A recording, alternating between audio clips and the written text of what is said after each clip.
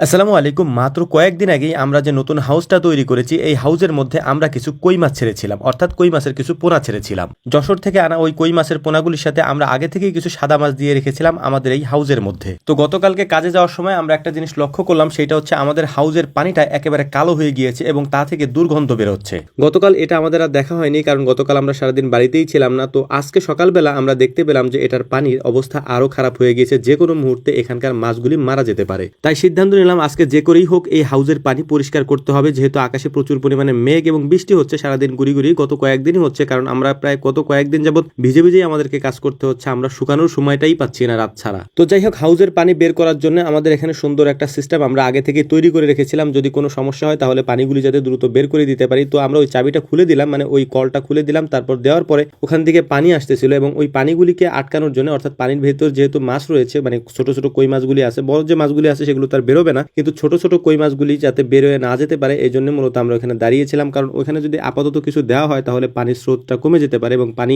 এখান থেকে নামতে দেরি হবে, যেহেতু বৃষ্টি হচ্ছে দ্রুত আমাদের এই কাজটা করতে হবে। তো হাউজের মধ্যে নেমে বুঝলাম যে এটার মধ্যে যে আগে পাতাগুলি ছিল, অর্থাৎ এখানে যে পাতাগুলি পড়েছিল, ওই পাতাগুলি পচে পানির কালারটা এরকম হয়ে গিয়েছে, যেটা আমাদের আসলে ভুলই ছিল। এর কারণ হচ্ছে আমরা যখন প্রথমবার পানি দিয়েছিলাম, ওই পানি দেওয়ার পরে পরবর্তীতে আর পানি চেঞ্জ করা হয় নাই, ওই পানির মধ্যে আমরা মাছ ছেড়েছিলাম এবং মাছ ছাড়া মূলত বেশ কয়েকদিন পরে আমরা উপরে একটা চালি দিয়েছি যাতে করে পাতাগুলি নিচে পড়তে না পারে, কিন্তু তার আগে যে পাতাগুলি নিচে পড়েছিল ওই পাতাগুলি পচে পানির কালারটা এমন হয়ে গিয়েছে। তো আমরা হাউজের পানিটা ছেড়ে দিয়ে তারপর হচ্ছে একটা নেট নিয়ে ভেতর থেকে মাছগুলি ধরে কয়েকটা বালতির মধ্যে আলাদা আলাদা ভাবে রাখতেছিলাম, যাতে করে মাছগুলি মারা না যায় এবং খুব দ্রুত আমরা এটার মধ্যে নতুন পানি দিয়ে মাছগুলি ছেড়ে দেবো ইনশাআল্লাহ। এই জন্যই মূলত আমরা দ্রুত করার জন্য হাউজের পানি ছাড়ার পাশাপাশি আমরা বালতি দিয়ে পানিগুলিকে বের করে দিচ্ছিলাম এবং মাছগুলিকে ধরে ধরে আলাদা আলাদা বালতিতে আমরা রাখতেছিলাম, যাতে করে মাছগুলি মারা না যায়। তো যাই হোক, আলহামদুলিল্লাহ দেখতে দেখতে হাউজের পানিটা একেবারে কমে গিয়েছে এবং হাউজের নিচে দেখতেই পাচ্ছেন কি পরিমাণে ময়লা জমে আছে। তো এই পুরো ময়লাটা আমরা পরিষ্কার করে ফেলবো, একেবারে ফ্রেশ করে তারপর নতুন পানি আমরা এখানে দিব।